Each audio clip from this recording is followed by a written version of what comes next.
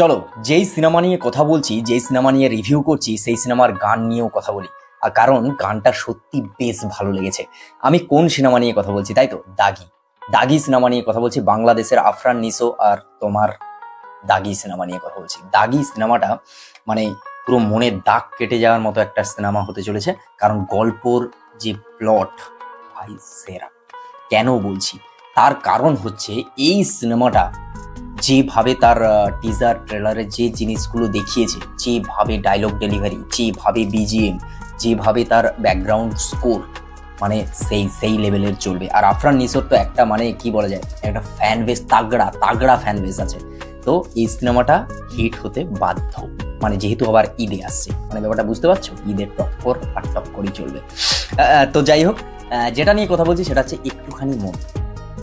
হ্যাঁ, তোমরা ঠিক শুনেছো, একটুখানি মন এই গানটাকে নিয়ে কথা বলছি। এই গানটা সত্যি মানে একটুখানি মন হোক বা অনেকটা মন জুড়ে হোক, ভাই দাগ কেটেছে।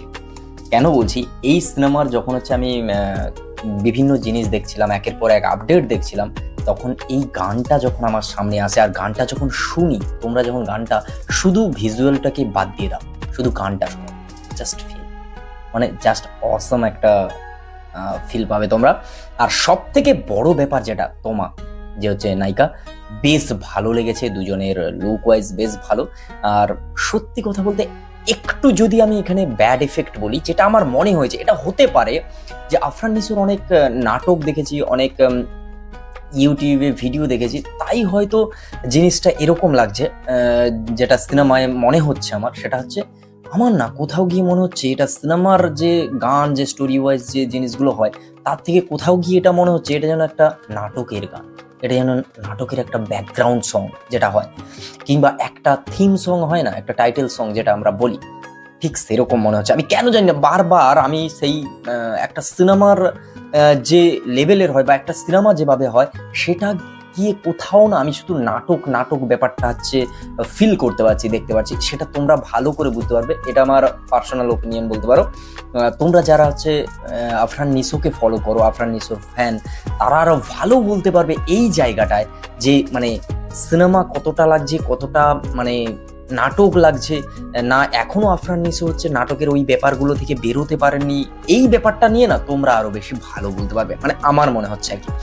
যাই হোক, তোমাদের কেমন লেগেছে এই গানটা? আমার বেশ ভালো লেগেছে, গানটা শুনতে ভালো লাগছে, ফিলটা বেশ ভালো লাগছে, যে ভালোবাসার একটা ছোঁয়া আছে সেটা ফিল করাতে পেরেছে দর্শককে, এটা আমি মনে করি। আমার তো বেশ ভালো লেগেছে। তোমাদের কেমন লেগেছে অবশ্যই কমেন্ট করে জানাও। তো চলো আজকের ভিডিও এই পর্যন্ত। যদি ভালো লাগে like, comment, share and subscribe my YouTube channel. আর হ্যাঁ, তোমাদের এই গানটা কেমন লেগেছে, বা এই নায়ক আর নায়িকা সিনেমায় যে জুটি আফরান নিশো আর তোমা, তাদেরকে দেখতে তোমাদের কেমন লাগছে, দুজনকে একসঙ্গে কেমন লাগছে, এই গানটা কেমন লাগছে, সবকিছু কিন্তু কমেন্টে বলে যেও, বলতে হবেই। তুমি যদি আফরান নিশোর ফ্যান হও, তুমি যদি হচ্ছে তোমার ফ্যান হও, অবশ্যই এটা জানাবে। বাংলাদেশের সমস্ত যে সব ফ্যান আমার ভিডিও দেখো, বাংলাদেশের যারা আমার ভিডিও দেখো, অবশ্যই কমেন্ট করে জানাও। তো চলো দেখাচ্ছি।